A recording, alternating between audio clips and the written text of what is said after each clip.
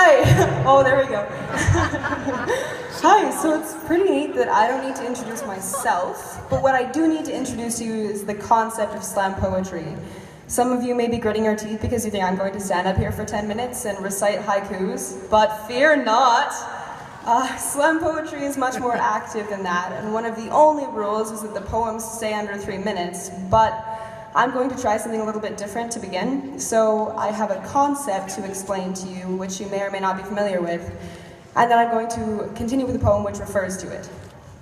So the concept is called semiotics, which is the study of signs, where signs are simply every single thing that you perceive to be existing around you. Simple. The title is arbitrary, or it's a metaphor, depending on who you are, but I digress. Two things explain signs: the signifier and the signified. Once again, the names are arbitrary, unless you're a poet. Anyways, the signifier of the sign is its optics, what it looks like, a physical description, and the signified is what it means to you. For example, a stop sign is a sign in more ways than one. Using semiotics, the signifier of the sign is the fact that it's red, octagonal, has symbols on it, and the signified is what it tells you to do. Break. Anyway, so that's the concept, and the following more free verse poem is about the human need to assign a value to everything. I'm also a singer, so occasionally I like to include music with my poetry, so this is fused with a song called I Found by Amber Run. The poem itself is called How to Lose Your Mind.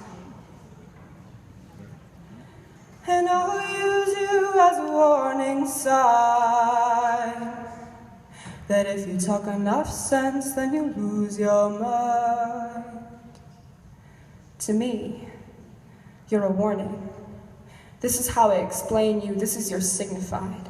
Your signifier is a red, flashing bulb going crazy that screams at me, "Darling, you are too good!" You are a check engine light that I ignore. This is everyone to me, inevitable, temporary. People are obsessed with declaring themselves deserving or not deserving, deciding how another should feel about them because of how they perceive themselves. We define ourselves as too good or not good enough for others, as if others are unable to determine this alone.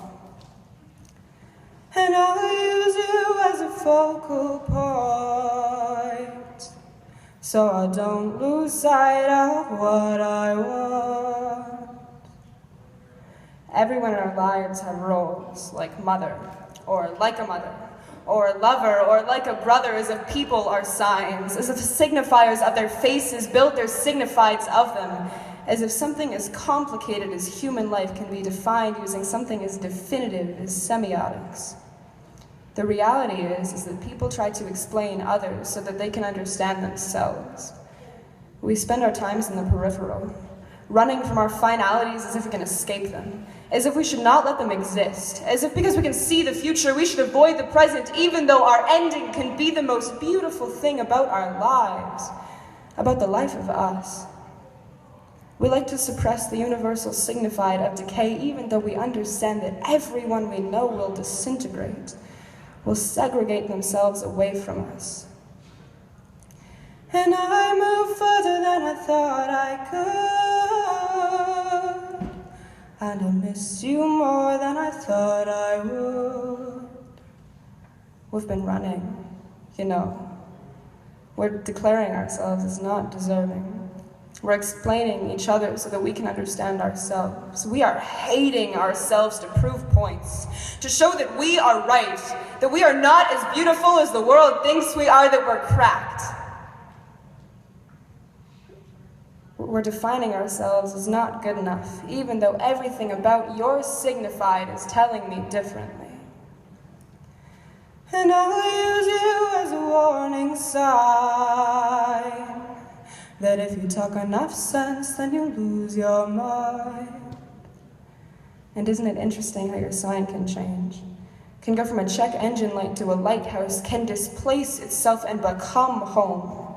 But this is everyone to me. You are everyone to me, inevitable, temporary. One day I will come home to you, to family, and it will be like visiting an acquaintance from a long time ago.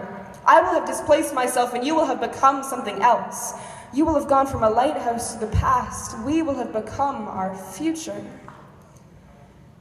And I found love where it wasn't supposed to be.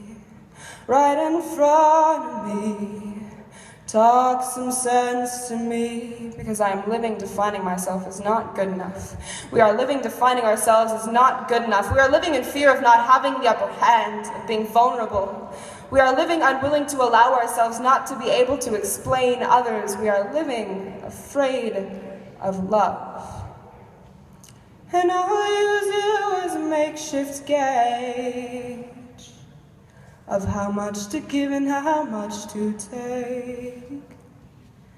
And I'll use you as a warning sign that if you talk enough sense, then you lose your mind. But isn't that what we want? The thrill of being inexplicable. And I found love where it wasn't supposed to be. Right in front of me, talk some sense to me, because I am living defining myself as not good enough. We are living defining ourselves as not good enough. We are living in fear of being vulnerable. We are living looking in the mirrors at the signifiers of our faces, our check engine lights, warnings. We are living afraid of love, which is not living. Knowing love is better than nothing. Even if the ending is inevitable, even if the love is temporary. And I'll use you as a warning sign. To me, you're a warning. This is how I explain you. This is your signified. For me, you are too good. This is how I explain you. This is your signified. And if you talk enough sense, then you lose your mind. We are declaring ourselves not deserving of each other. And I am losing my mind.